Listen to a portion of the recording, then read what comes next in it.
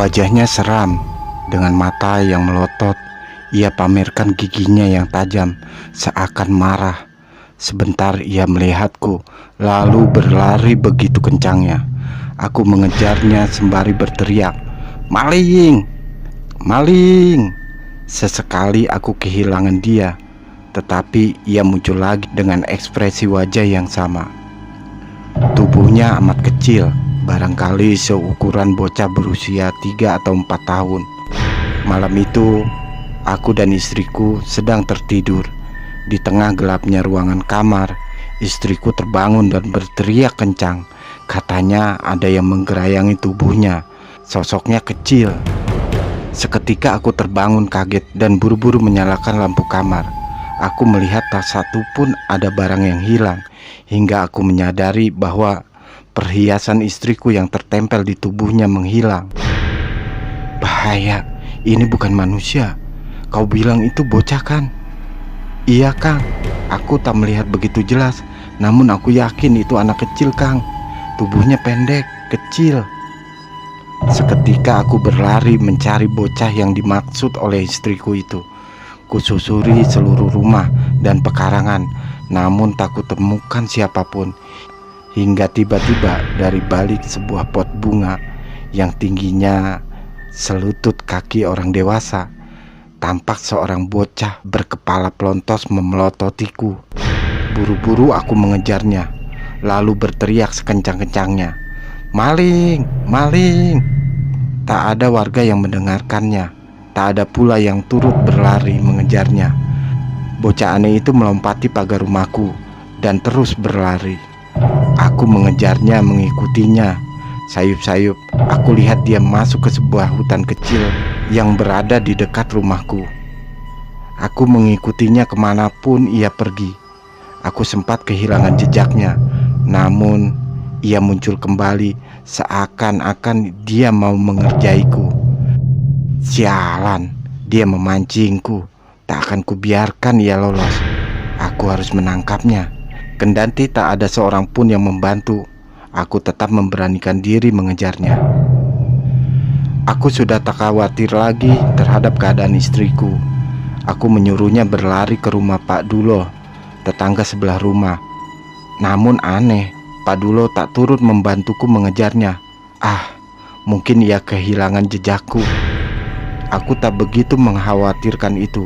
Meskipun imajinasiku sudah liar kemana-mana, aku sudah tahu bahwa itu bukan bocah biasa. Mungkin itu tuyul atau sejenisnya. Sudah berjam-jam aku berlari, tetapi tak kutemukan bocah itu. Sosok itu pun tak lagi memancingku. Akhirnya aku memutuskan kembali pulang dan menengok keadaan istriku. Jika itu makhluk halus, aku khawatir terjadi apa-apa terhadap istriku. Aku berlari sekencang-kencangnya di tengah hutan dekat rumahku itu. Memang lingkungan kampungku masih lebat dengan kebun rambutan dan kebun jati. Dari tadi, aku tak menyadari kalau aku sudah masuk terlalu jauh. Aku merasakan jalan pulang lebih panjang daripada saat aku mengejar bocah aneh itu. Yang aku ingat ada pohon mahoni besar yang menjadi tanda kalau itu sudah dekat dengan perkampungan. Aku tahu pohon itu satu-satunya di sana, karena tak jauh dari sana ada sebuah gubuk pemilik kebun tersebut, di mana bila pagi aku selalu duduk-duduk di gubuk itu hanya untuk sekedar merokok dan minum kopi. Jadi aku tahu kalau itu sudah dekat. Dari kejauhan, kulihat pohon mahoni dan gubuk tersebut. Tak kurang dari 2 menit aku sudah sampai di bawah pohon itu. Aku berhenti sejenak mengambil napas. Lalu aku berlari lagi menuju rumah. Namun sekitar beberapa menit aku berjalan, entah mengapa aku kembali lagi ke pohon mahoni tadi. Barangkali aku tak sadar sudah tersesat. Akhirnya aku berlari kembali, memastikan jalanku sudah benar. Namun lagi-lagi aku kembali ke pohon mahoni itu.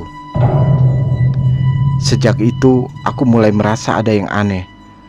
Apakah bocah tadi sengaja membuatku tersesat?